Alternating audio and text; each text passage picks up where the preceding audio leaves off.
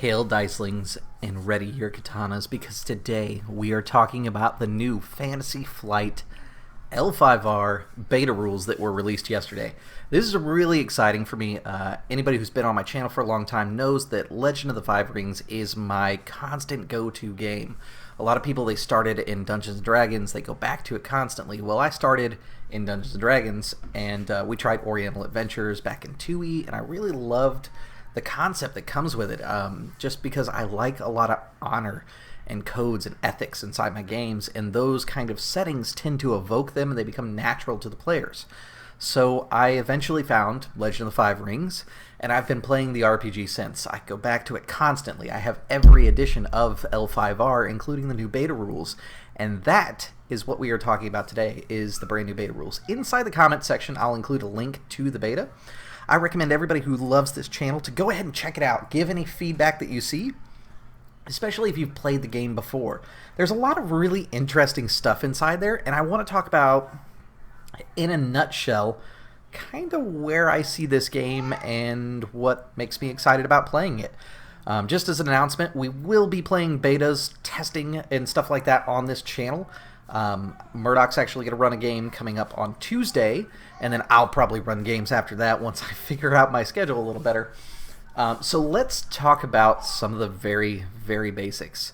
For those of you that have followed L5R for a long time, you know that the storyline is basically decided by the card game. The card game has a story that the creators at AEG came up with, and they said, hey, there's a war and any clan can win, and depending on who wins the card game tournament, they get to decide kind of the narrative as to what happens in the story.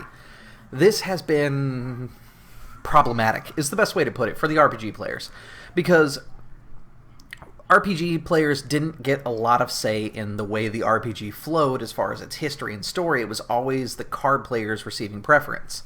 Fantasy Flight Games has a limited card game, and then they also have the new RPG coming up here, or that's in beta right now, from the sounds of it, they're going to kind of do similar and let players decide how the story evolves. But they've also done a reset on the timeline. So some of the things that I didn't like about the old timeline are things like, I really love Taint. It was weird to me that when a spider player won the tournament, that they basically said, oh, the colonies, we're going to make that a thing, which was very against normal Rukugan isolationism. And then they also said that, you know, the Daigotsu gave up his place in the world and took the Taint with him, and so the world is without Taint, and that was one of the really interesting parts about L5R. I love L5R because it's a grim, dark setting, actually. A lot of people don't realize that. If you're a fan of Game of Thrones or basically any sort of political intrigue heavy game where there's some sort of evil that is beyond control or fathomable, it's like that, but in kind of a mythic Japanese kind of setting. There's influences from other countries around Asia, including like Mongolians, and if you were to look at the world as larger as it was presented by AEG, there are other worldly influences as well. The 7th Sea campaign setting may or may not actually be connected. In my games, it always was, because the games are so close together and they share DNA. The new Fantasy Flight game is not like this. They've actually pretty much reset things. And so one of the first things I'd like to address is some of the changes that have happened because of the new move to the Fantasy Flight's L5R. So first off, if you're a fan of the regular Legend of the Five Rings, you know the Great Clans as being the ones that are kind of in charge of most everything. And there's a few that are missing from the beta rules. That doesn't mean that they're going to be completely not in the final release, because this is just a beta and they may just be limiting what we get, but there is a ton of stuff in the beta. 233 pages worth of stuff to be exact. It includes information about how to create a character, how to run the game, some basics about the settings so that even if you were new to Rukugan, you could definitely run it. And then it also includes a adventure. And I'm going to say adventure in air quotes here because it's really more of like a mini campaign. It's very, very in-depth, and it's good at kind of giving you an entry level into what L5R is. It's actually very well written, and compared to some of the previous adventure paths that were put out by AEG, I think it's actually vastly superior as far as the story is concerned. This is the same team that put together, ultimately, the Fantasy Flight Star Wars books, which have a very strong adventure series built around them. So I have a feeling that Fantasy Flight is going to do the same basic idea and put out adventure paths and things like that and additional books to basically expand the game as it goes. So while the first book here, the beta, only has 7 of the major clans in it, I'm not super worried that the other clans won't come out later. It's just a question of when and how we see them. So this leads me to the question of what clans are included and what clans are not. So included are the crab, the crane, dragon, lion, phoenix, scorpion, and unicorn, which is the ones most people kind of gravitate towards. The mantis, however, are not included, which is another really popular choice. The spider are not included. And aside from that, most of the Great Clan stuff is in there. The families are in there. There doesn't seem to be any real changes to the family structures within the clans, so that stayed the same. So that if you look for a Kakita is still going to feel like a Kakita. There's no real change as far as how their story works or how their characters are portrayed. But it's kind of this weird nebulous where a lot of the background in the story hasn't been established by Fantasy Flight yet. It's almost like... So, let's go backwards here. So the original story we talked about was kind of decided by AEG, and then the card players influenced, and it was really in depth. It was very rich. AEG would weave a story around it, and there's about 1,000 wiki pages of the old AEG Legend of the Five Rings. But if you go to the new Fantasy Flight Legend of the Five Rings, there's only been a couple card games that are limited card games that don't have a story with them. They're just fun party game type things. So there's not really much story going on. It kind of feels like the Clan Wars era because the Mantis aren't there. The Unicorn are still here. They're not called the Keyrin, which is a little bit of a disappointment if that's what they're going for, because I do like calling them the Keyrin during that time frame. So it's kind of this weird, slightly modern, but slightly older timeline than what AEG had put out. It's kind of hard to put a finger on it because they don't actually name the Emperor unless I missed it. So it's very hard to say exactly when this takes place. So that is both a good and a bad thing in my opinion. I really love the story that AEG crafted. There were moments where it was bad, really bad, and then there are moments where it was just really, really good. And I'm curious to see what Fantasy Flight does, if it's even going to construct a meta story.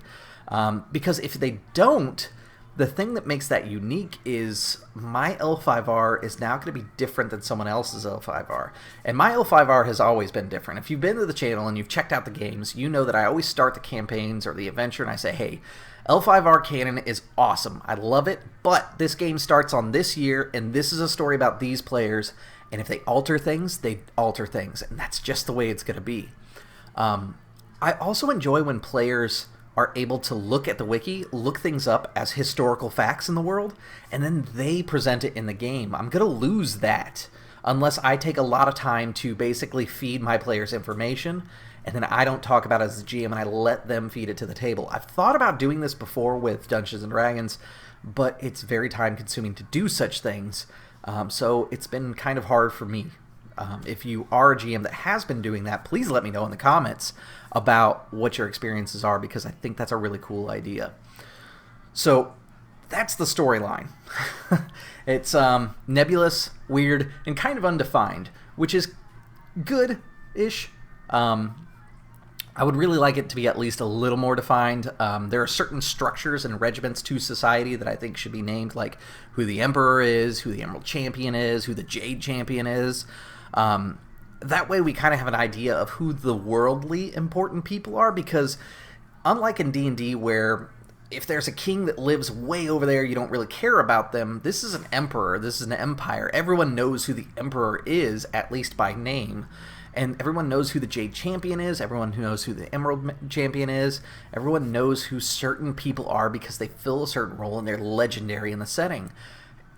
And without those names, it feels a little less legendary. That can be easily corrected by a GM just making those changes. So consider this a heads up for your own games. that if I were you, I would name those people just so they feel like concrete people in the world.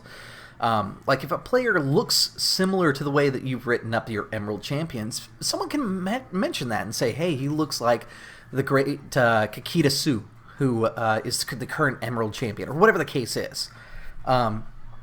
So those are some of the things that I wanted to bring up about the timeline. The next thing I want to talk about is roll keep. This system does roll keep in a different way. If you're familiar with Fantasy Flight Star Wars, you already understand narrative dice. Before you go and pump the brakes like I did at first, please understand that these are not the same narrative dice that Star Wars uses. Let me talk about the Star Wars dice and where my problems as a player and a GM come from with the Star Wars narrative dice, and talk about some of the differences between these dice and those. So Star Wars narrative dice, they basically have multiple results on them. Both is true for both dice, and for regular dice for that matter, but the way they work is they set a narrative scene. You can succeed, critically succeed, gain an advantage, gain a disadvantage, fail, or critically fail. That's 6 different results that you could get off of these dice, and then you have your pool accumulated by a number of dice that equal to one stat, and then this stat gets a different color of dice, and then you make this multicolored pool, which is actually really easy for new players to learn. The hard part is learning the symbols, because Fate uses a very simple system. It's plus, minus, or blank. So those are easy narrative dice to understand, but these ones take it to the next level because they're talking about 6 different dimensions, and it can be any sort of combination. You could technically fail and get a positive advantage, or you could critically succeed with disadvantage, and you have to kind of, as a GM, balance those out. My problem is the GM becomes no longer necessary, which sounds crazy. But if you play Star Wars and you understand how the dice work, you don't need a GM. Just as a heads up.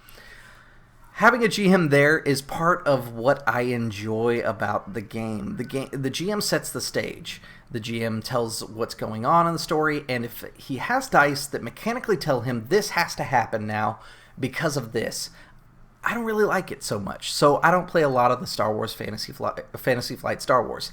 These narrative dice are a little different. The results are kind of pictograms, kind of like they are on Star Wars, but these ones, of course, make sense to the setting. There is an app that was launched. It's $4.99, just like the Star Wars one is. And I will say for Fantasy Flight, the Star Wars app is honestly the best dice rolling app I've ever used in my life.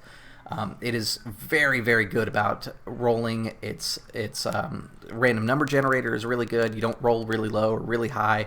It feels as random as a random generator could possibly be. So the dice themselves, there's a 6-sided die and a 12-sided die. The 6-sided die is black, the 12 is white, and they're shown throughout the book as images of like a black square or a white pentagon. And that's pretty true of like even Star Wars Fantasy Flight. When they show the images, they show them the color that they are and the shape that they are if they were a silhouette.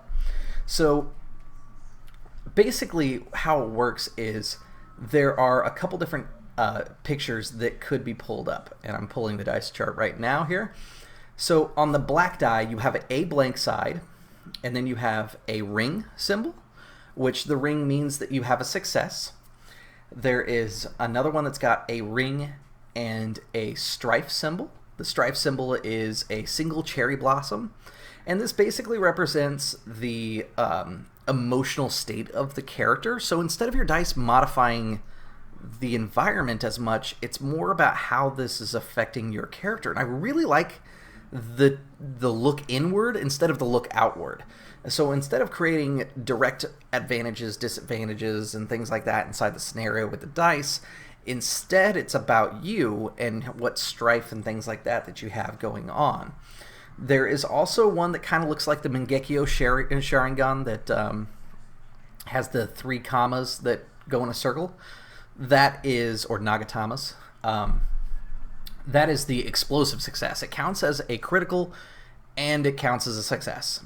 That's pretty familiar for those that are familiar with Fantasy Flight. Star Wars. And then the next one is called Opportunity. Opportunity is kind of a blossoming flower. I believe it's supposed to be kind of representative of the Imperial flower. It kind of looks like that shape. So the opportunity symbol basically represents secondary options that are available to the character. These are things that you can spend to get extra things going on. So if you have Aijitsu, if you have 2 of them, it lets you pull a second sword. Or if you have 3 of them, it lets you sheath the sword when you're done doing Aijitsu strikes. It's definitely cool. And the thing that I really like is as you build Strife, there are options that you can do in-game. And there are things you can do in-game to remove Strife. So this whole idea of Strife in general is really interesting because before, the players could RP properly inside society. If a player knew the rules of society, they could just continue to play to them and work backwards around the system. This allows you to do that still, but then there are times where you have an emotional outburst, which didn't really come up as often unless the player chose to do it. Good players would always choose to do it, but this is a mechanical way to basically take that out of the concern of good players and teach players that need a little bit more experience how to do this kind of game. Because a samurai drama is a little different than kind of your Western fantasies. So basically how the game works is you get a pile of dice that are equal to your ring, and then you get another pile of dice that are equal to your skill or whatever you're using. And the ring that you choose is based upon your approach. This is kind of like approaches in Fate, or Fate Accelerated. You can pick the approach that makes the most sense. The GM has ultimate say.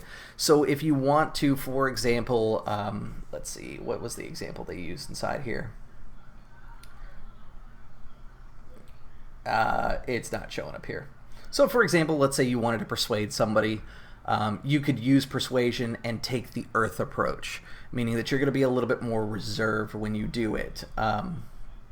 So here are the different approaches. These are the rings that everybody is familiar with, but they're the approaches that you take. So for air, it represents grace, perceptiveness, cunning, and precision. Earth represents resilience, memory, patience, and discipline. So a persuasion with Earth would probably be somebody leaning on discipline or tradition or things like that. That would be a cool kind of persuasion. I imagine 2 crabs persuading with Earth. Whereas the cunningness of air might be a scorpion persuading somebody with some casual lies in there. Next is fire, which represents passion, invention, candor, and ferocity. Fire has always been kind of a dangerous stat. I like that they kept it a dangerous stat because if you play more into the fire side of things, you're a more emotional samurai, which by society is not really acceptable. So it's really neat to see that continue on.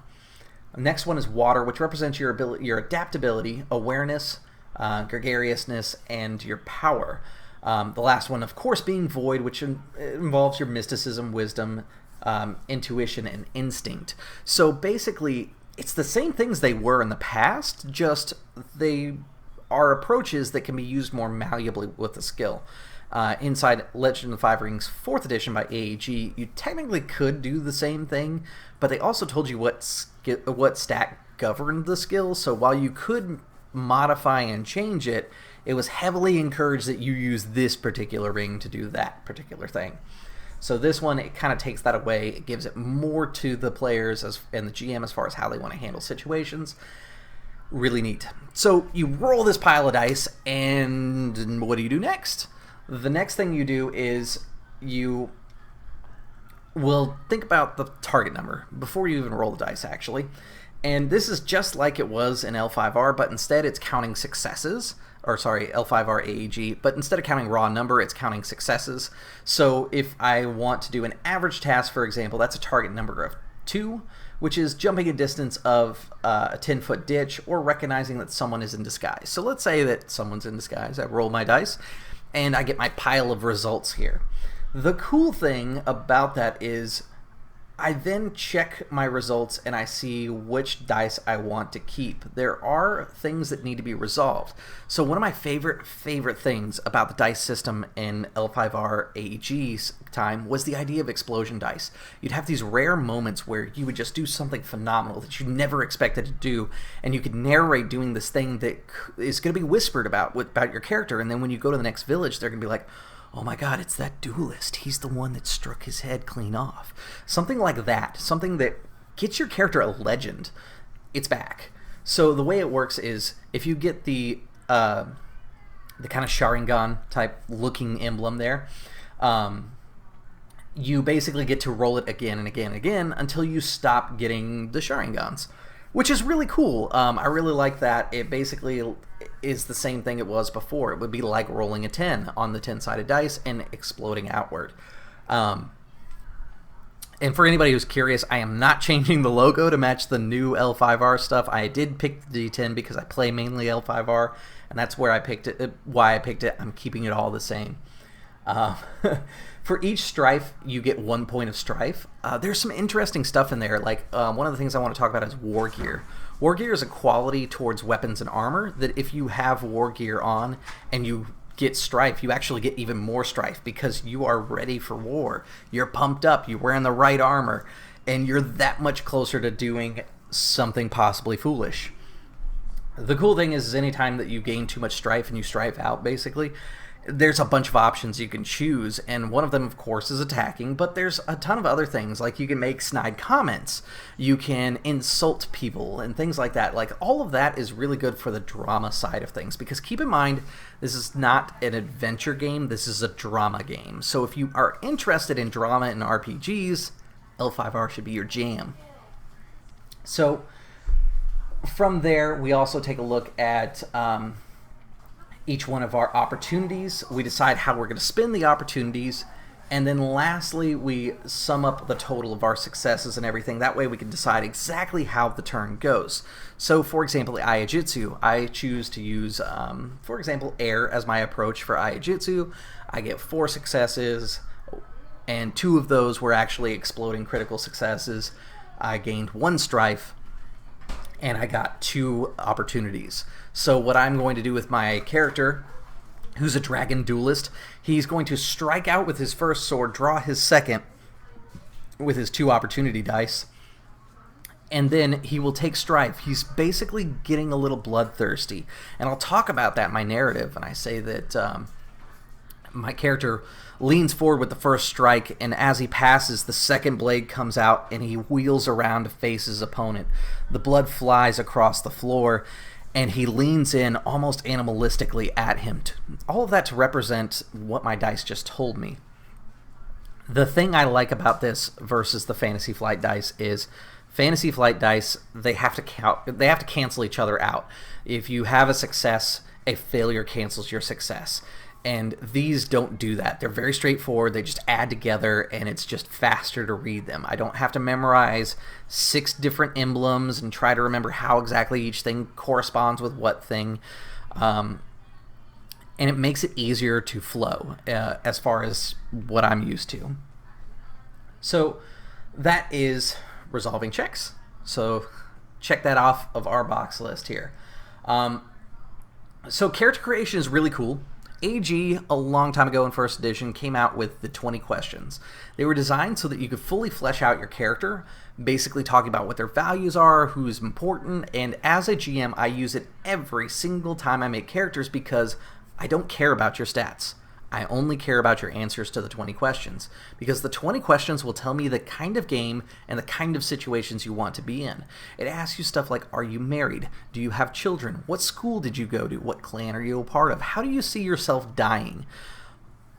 Fantasy Flight made that character generation. So now, instead of me saying make your character and do the 20 questions, and then offering them a bonus for doing the 20 questions because I want them so bad, instead, they have to do the 20 questions.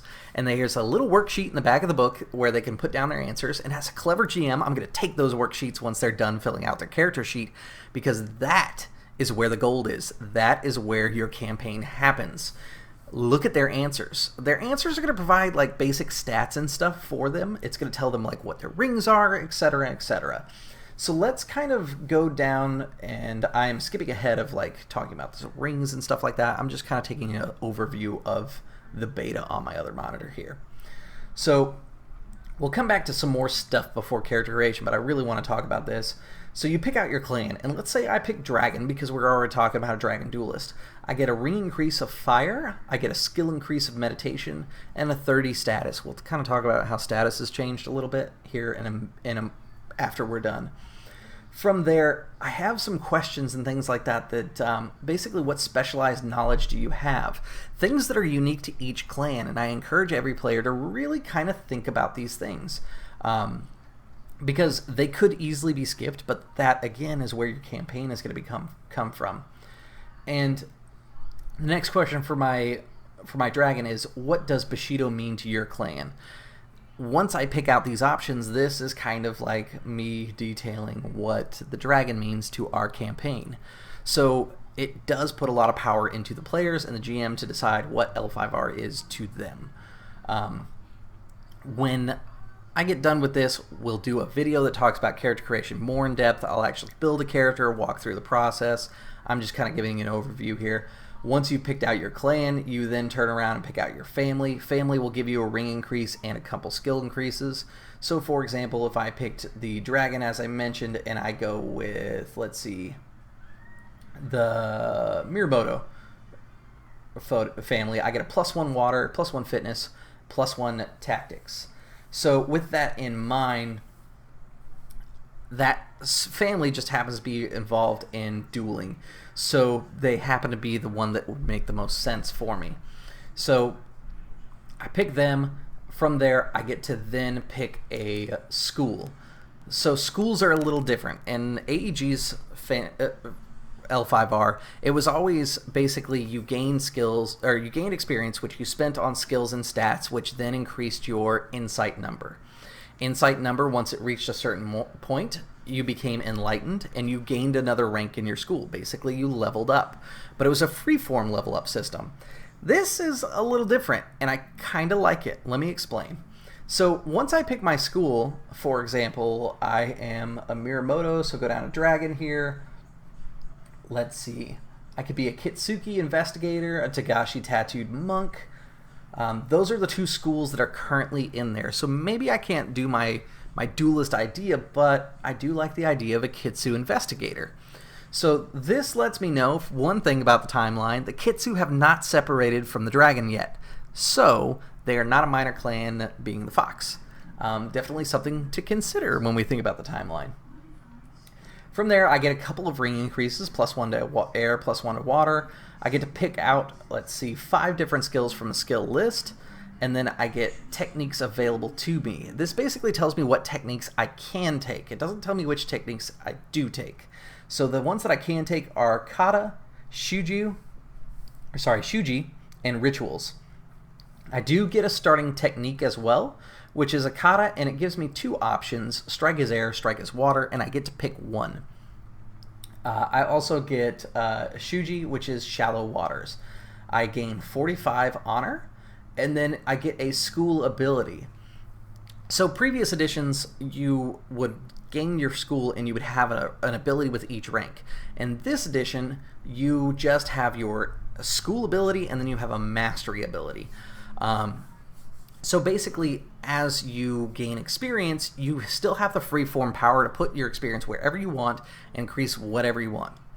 That said, if you want to get the mastery in your school, you have to invest in your school, which means narratively going back to the school, or if your GM is casual, like most GMs are, they'll let you advance inside your school without necessarily going to the main dojo. So if you went to the dojo of Hidden Power, or whatever the case may be, you don't have to go back to the dojo of Hidden Power. Instead, you can kind of learn on the road, reading books, etc. So with that in mind, I can make any samurai I want, but if I want to master my school, I have to follow a path. After you get done with the schools, there's a section where it tells me everything that I need to advance in my schools. So let's see if I can find the one for Kitsuki Investigator. Let's see, here's Heated Defender, Doji, Kikita Duelist, here we go. Kitsuki Investigator Advancement Table. So to advance to rank 2, I need to spend 16 experience points on anything that is on this page. So the options that I have are Scholar Skills, Fitness, Martial Arts Melee, Skullduggery, Rank 1 Fire Shuji, Honest Assessment, Slippery Maneuvers, and a Ring Advancement. Those are all options that I have. Now, I don't have to buy each one of these things. I just have to invest a certain amount of points. So when I make my character, I should print this sheet as well from the book just so I can track where my experience is being spent, or just have it in a notebook next to me. That way I can follow it, and once I've reached my 16 experience, I check the little box and I move up to rank 2, which tells me I need 20 experience in that category before I go to my next one. 24 for the next, 32 for the fourth, and 48 for the fifth. Upon reaching the fifth, upon completion of the fifth, I gain Mastery, which is rank 6. I like this because they kept the same idea, which is there are 5 ranks in each school, and if you were to ever pass that, you're considered a legendary, a master person in your craft. They don't seem to have too many alternate paths or things like that, but again, it's a beta. I don't know how that's going to play out in the end. I would love, love, love to see more schools. But I have a feeling that the way that Fantasy Flight typically operates, they're going to pick a couple of things that will cover all of their bases and divide a little bit amongst every single clan, and then they'll come out with more books that are targeted towards, like, warriors, or a book that's targeted towards, like, Ronin, or a book that's targeted towards diplomats and things like that. So I would not be surprised if there's not going to be a series of, like, smaller books that add to the story. As the game goes on and the books come out, I do intend to get them, and I will do flip throughs for the channel as well, as talking about more about what's going on with the beta testing, where I'm at, my thoughts and opinions. So if you do enjoy this video, make sure you check those out. From there, basically you get to pick out advantages, disadvantages, just like you did in previous editions, and they work basically the same. Sometimes they will provide you better results on your rolls, and other times they will take things away.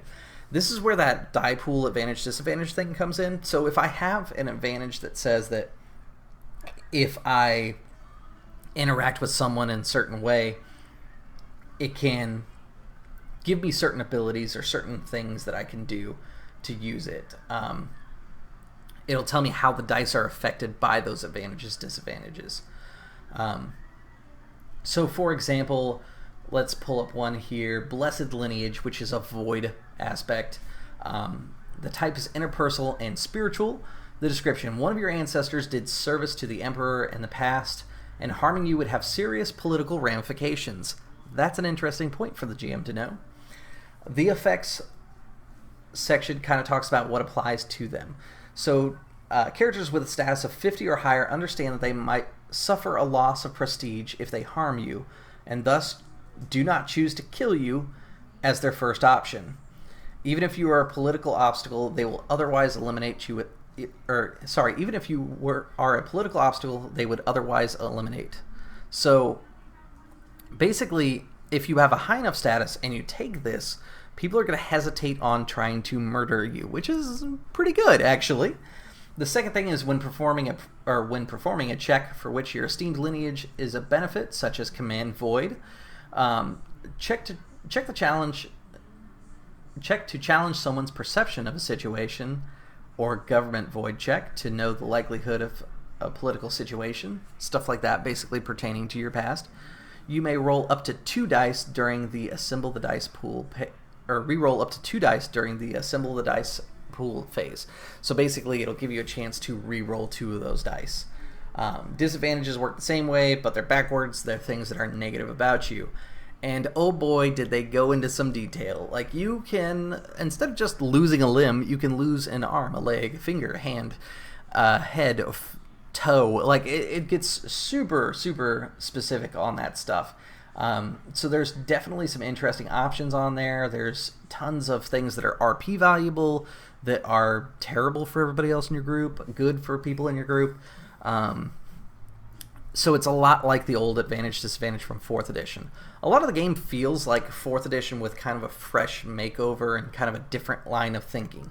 And so far I'm jiving with the different line of thinking, to be honest. But we'll see how it plays out in game. So after all the advantage disadvantages, which I've been scrolling through the whole time I've been talking to you, we finally get to the skills. So skills are broken down into groups. There are artisan skills, martial skills, scholar skills, social, and trade. This should be no surprise. That's basically how they've always been inside L5R. But the thing that I will point out here is if you choose to do one of these skill rolls, you're going to want the book because there are a ton of stuff that you're going to want to reference at the time. Burning Wheel has this same thing, that when you make a skill roll, you should probably open the book to that skill because there are things inside there that you might want to be aware of. There's a little chart that talks about choosing a skill group and approach, and it kind of talks about what kind of approach that you would use. So, like, here's a great example. To craft a piece of art, what skill should I use? If it's a non-utilitarian art, it's aesthetics. If it's literature and poetry, it's composition. Finery and worn art is design. And then armor and weapons would be smithing. But this is all for making stuff. Once I've decided that, I choose my approach. So if I want to restore a damaged piece through upkeep, that would be earth. Think about the resilience in that case. Adapt a existing piece into something else, water, which is the idea of being changed and fluid. Invent a new piece from raw material is fire, because fire controls creation. Refine an existing piece to make it function better, which is air, which is about cunning and your intelligence and application. And then attune yourself to a piece of art, which is void, basically tapping into your spiritual side. So all of these approaches really make sense while you play, and there's a handy chart to help you out just in case.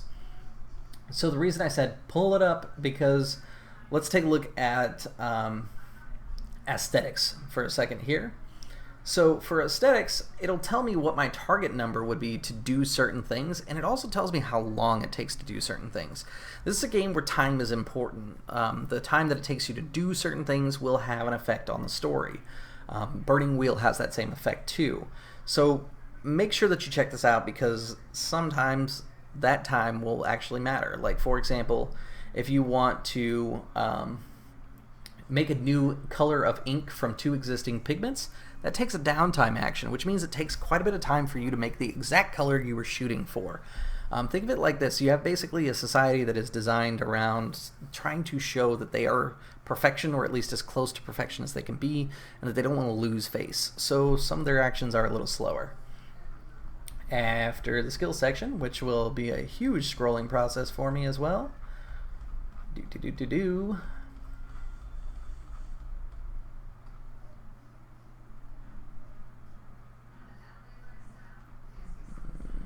Here we go. We get to techniques. Techniques basically function the way that they used to, but instead of being per school, they're all lumped into one section. And certain techniques can be taken by certain people, and there are certain techniques that are required for advancement in schools. So the cool thing about this is, if there's a technique that you liked from a different school in AEG, there might be a chance for you to get that same technique or something that does similar inside the Fantasy Flight version. So there's a lot of mixing and matching. So like for rank 1 of the Kakita is Aijitsu, which is that draw technique that we were talking about. I do have to correct myself. It looks like 1 opportunity lets you draw 2 weapons, and then 2 opportunities lets you sheath, not 2 and 3. So the description is, Abushi draws their blade and cuts in a single fluid motion. Prerequisite is school rank 1, so it is important to increase your school rank, because this is what will keep you from learning good techniques later on. Or you can invest in a lot of level 1 techniques and move to rank 2 when you get the opportunity or choose to. Depends on what path you want to take, and I've always been a fan of that L5R allows the players to decide how fast they advance. So activation is an action using 1 sheathed razor-edged weapon to make a target number 2 a martial arts melee check against a targeted 1 character at range of 1 to 2. And then it goes into its effect, basically talking about that you draw and sheath the weapon in a one-handed grip. If successful, you deal physical damage to the target equal to the weapon's deadliness plus your bonus successes. So that's basically what this is, and there's new opportunities listed for each one of these techniques. So these are things that, if I was playing for the first time, or even a seasoned player, I would probably consider making myself a little cheat sheet that has my katas or what techniques or whatever they're called and for your technique set written down. That way I have them handy with me. I suspect that someone will come out with a character sheet where you can click which ones you have and then it'll generate and you can print it as one. If someone gets that bright idea or somebody already has and they see it, throw it in the comment section here and say what version you're on, because we are talking about the beta, and if they come out with beta 2.0 or beta whatever, or they go to the full game, we want to be able to distinguish those things, because if not, we'll be all lost forever. I have a feeling that someone will do it because people have done stuff like that for Star Wars and made Star Wars a lot more easily accessible. So once I get through techniques, which again, a very large section of the book, while the clans were a little limited and the schools were a little limited, there are tons and tons and tons of techniques to choose from, which means that even if you play with these limited options as far as the clans and the schools are concerned, you should have a lot of options available to you to make a very specific kind of character. That's one of my favorite things about L5R characters over like D&D characters, is everything that they do and they build towards feels very specific. This won't feel as specific as AEG, where only this school gets these abilities, but it will still feel unique in the fact that I chose this ability because this is what my character wanted. This is what's shaping my character's life right now. So that's definitely cool. Let's see here. The next bit talks about weapons and like what their classification are. This is pretty normal. Armor does pretty much what it did before, where it's a reduction or resistance as they call it. They have physical and spiritual options as well on there. And that's where some of those weapon qualities come in that we talked about before. There's really no big surprises there. Money stayed the same, which I was originally just double checking because they put Zinni in there and I forget that Zinni does get used. They also talk about some different gear, things like that. From there, it goes into a pretty good section talking about the types of scenes that there are in L5R, how you should construct them, and when you should play them. The GM section here is actually pretty good for kind of learning L5R. I still think the AEG Game Mastery section is really, really good, like probably the best one that they've come out with so far, but again, this is a beta. I doubt this is what it's going to look like in the final version. So let's jump up to resolving Strife, because I wanted to talk about that a little bit more. If I can find it. Back in the clan stuff. Here we go.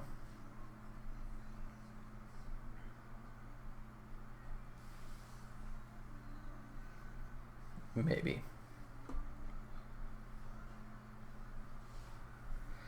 Well, I guess I have skipped it. So let's talk about something that I can find. So honor is back and glory is back. Status is also there. Those are all things that you're going to track throughout the game. They can change and be modified, but also there's a couple other things that are things to track. Giri and Ninjo, which is two different qualities for your personality. Let me see if I can find where it talks about it. Here we go. Selecting one's Ninjo properly. So Ninjo is basically a secondary characteristic that talks about personal desires. So these would be things like enlightenment, art, love, greed, etc. They go into quite a bit of different options on there, and basically you pick the one that you want to explore the most, and it lets the GM know how they should present the story to you. And then the Giri is another secondary stat that basically it's, let's see here, where does it say it? It is your personal feelings. So it's again another emotional stat that drives the story. I'd recommend reading through them very thoroughly because they're kind of hard to explain. I'll probably do a video just talking about them because I don't know that I want to spend too much time on them right now. But the cool thing is, the reason I bring those up is they actually affect how the GM plans the session. There's tracking for honor, glory, and status, as well as the Giri and Ninjo. Those qualities kind of determine how the story works, and it sells the drama aspect of things. If you've played Fantasy Flight's Dark Heresy 2nd Edition, you'll recognize some of the ideas of playing towards emotion rather than specific goal orientation. In Dark Heresy, it's about carrying out an investigation, how to do that successfully. Excuse me. Here, it's talking about how to navigate court and maintain face. And it talks about how to do that successfully, both as a player and as a GM. So that is pretty much in a nutshell what that works as. The other thing that I wanted to talk about was Samurai Heritage. This is kind of a thing that you can roll on a chart or pick, and basically it will change your stats a little bit based upon your specific heritage. So that's pretty cool. It does give you a couple different abilities as well as far as other effects. Like, for example, one of them is Famous Deed, which is one of your ancestors won a great victory for their clan or even the Emperor.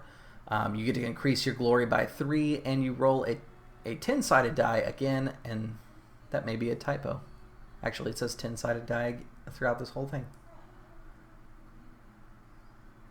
Okay, roll a 10-sided die again and add the resulting family heirloom to your standard items.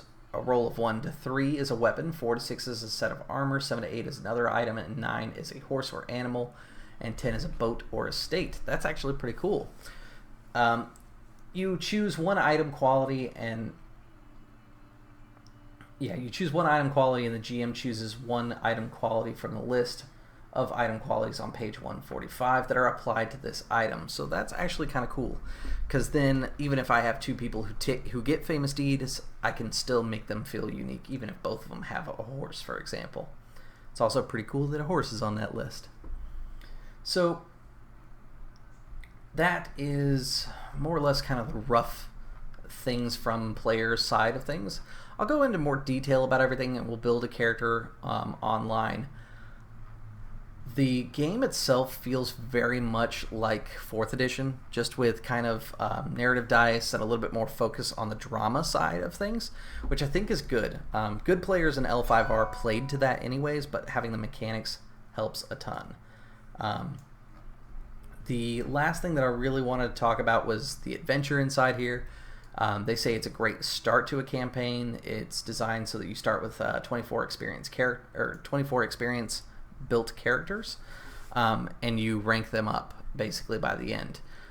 It is kind of like one of those big sweeping adventures that introduces you to a lot of concepts at once, but it's pretty good for an introductory adventure. It's pretty good.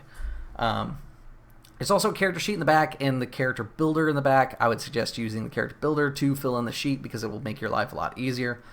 Other than that, that's L5R's beta. Again, check out the link below for the link to the document itself. If you are playing it, let me know your initial thoughts, and then as the series goes on, let me know when I start talking about different elements what your thoughts on those elements are. For everybody who stayed tuned for this whole long thing, thank you very much. You guys are fucking phenomenal. As always, like, share, subscribe, and I'll see you guys at the gaming table.